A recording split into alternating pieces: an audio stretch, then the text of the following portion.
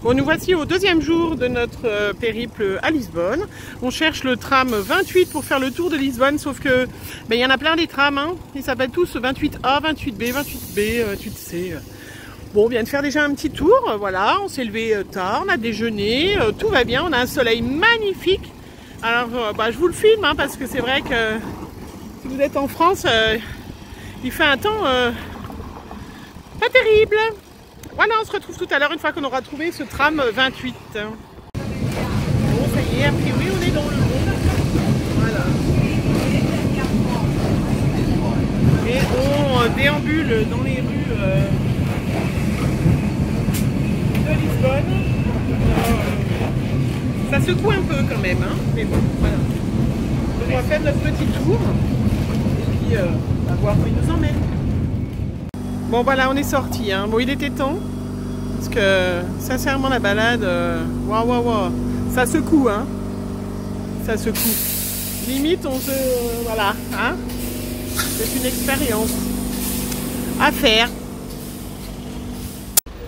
Bon, voilà, on est sorti du tram, on a trouvé un petit magasin. On a acheté des petits souvenirs assez sympatoches. 1,50 € le petit poisson porte-clés. Donc, et en plus c'est écrit fabriqué au Portugal, donc c'est vrai que c'est assez sympa parce que c'est vrai que quand on va, dans certains pays, même en France, on achète des tours Eiffel qui sont fabriquées en Chine. Donc là au moins on a acheté des vrais souvenirs du Portugal, des petits poissons, des petites sardines, super mignonnes. Voilà. Bon, voilà une autre façon de visiter Lisbonne, c'est de prendre ces petites charrettes là avec chauffeur. Alors je sais pas combien ça coûte. Bon, on va demander et peut-être faire un petit tour. Ça brassera peut-être un peu moins que le tramway, que le tram. On n'a pas pris le petit véhicule là parce que le monsieur parlait bien français, mais 15 € pour faire 1 km, faut pas exagérer. Alors ceci dit, on a trouvé une boîte aux lettres, ce qui semble être une boîte aux lettres. Donc Margot va mettre les cartes postales dans la boîte aux lettres comme preuve qu'on a bien envoyé des petites cartes postales. Si jamais c'est pas une boîte aux lettres, ben voilà, on a preuve qu'on a envoyé des petites cartes postales. Voilà. Donc là on est arrivé à l'Arc de Triomphe de la rue Augusta. Voilà. Bon, on va aller reprendre un petit tram. Là, on arrive et il y a la mer là-bas. Bon, c'est pas vraiment la mer, hein, parce qu'on est quand même vers l'océan. Mais bon, voilà, avec des magnifiques arches. C'est très très joli. On a l'impression d'être plus un peu dans les arches du Louvre qu'à l'Arc de Triomphe. Très joli. Voilà, c'est très très joli. Avec une façade très colorée. Ça fait tout le tour en fait, ça fait comme si on était à l'intérieur d'un château. En fait.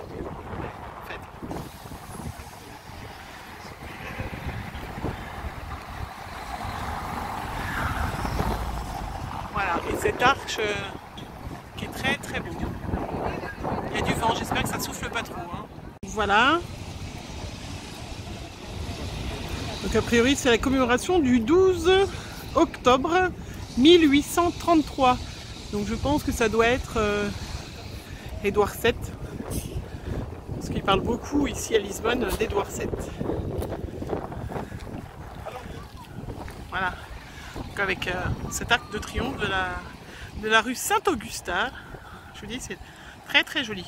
Puis en fait il y a un soleil magnifique et puis pas grand monde parce que voilà, tous les gens travaillent. Bon alors, je corrige, hein, on vient de regarder dans le petit guide, c'est pas du tout Édouard VII, c'est comment Margot? Joseph Ier. C'est Joseph Ier, voilà, de la statue de Joseph Ier. Voilà, au XVIIIe siècle. Voilà, alors je vous refais un petit plan de toute la place, qui est magnifique. On voit là-haut des forteresses, et je pense que c'est là qu'on va aller cet après-midi, pour avoir une vue encore plus de hauteur depuis Lisbonne. On va déjà s'approcher du pont. On va refaire un petit tour de tramway aussi. Voilà.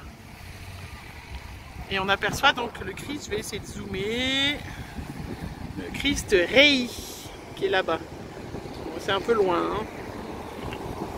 Et là donc on a la Tage, le fleuve où arrivaient les bateaux marchands. Et maintenant où arrivent des bateaux de touristes, ceux qui font des croisières et qui arrivent à Lisbonne. Voilà, alors, je ne sais pas si vous voyez bien parce qu'il fait un méga soleil. Donc, je vous le remontre, donc le pont du 25 avril. Il fut construit en 1966 par la même entreprise qui donc a fait le Golden Gate de San Francisco. Il est long de 2 km 27, presque aussi long que celui qui est aux États-Unis. Voilà. Voilà, il y a un de ces méga soleils. Regardez comment c'est beau avec cette plage de sable. Bon, dommage, hein, je pense pas que à cette période-là, du mois de novembre, on puisse se baigner. Mais il fait super, super beau. Bon, voilà. On voulait manger sur la place, mais c'était vraiment trop cher, les menus voilà, spécial touriste. Donc on est retourné au centre Colombo. Hein, moi j'y teste, je ne sais pas ce que je mange, c'est dans le restaurant Asian Food qui fait japonais, indonésien, coréen, voilà, donc j'ai un plat, écoutez, voilà, j'ai pris la même chose que le monsieur qui était à côté de moi qui commandait, ça a l'air très appétissant avec une limonade au citron. Donc moi j'adore tout ce qui est asiatique, ça devrait être super bon. Et Margot, elle n'a pas voulu tenter l'expérience portugaise, donc elle tente le Burger King portugais, savoir, bon elle a déjà pris 1 litre de boisson, 1 demi-litre, 75 centilitres de boisson, eh ben ça promet, hein, bon, allez, bon appétit les filles.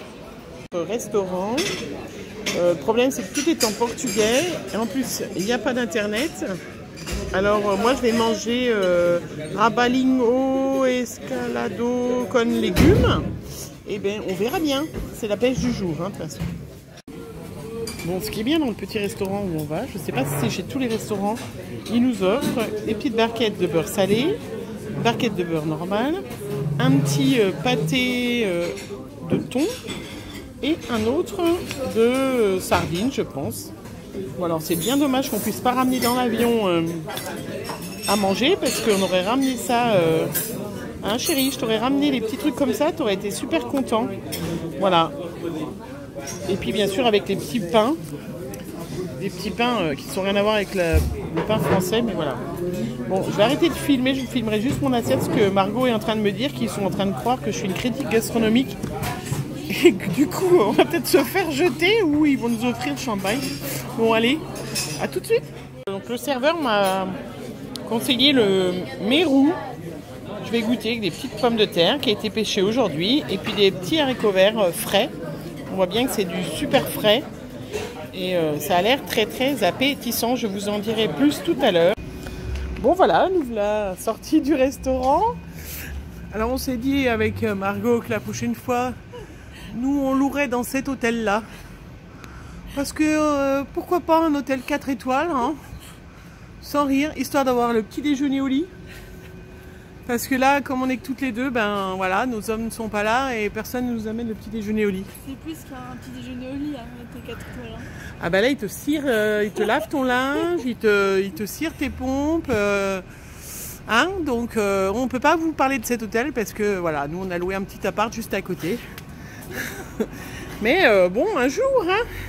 Alors on voulait vous montrer quand même que toutes les rues sont pavées en fait à Lisbonne.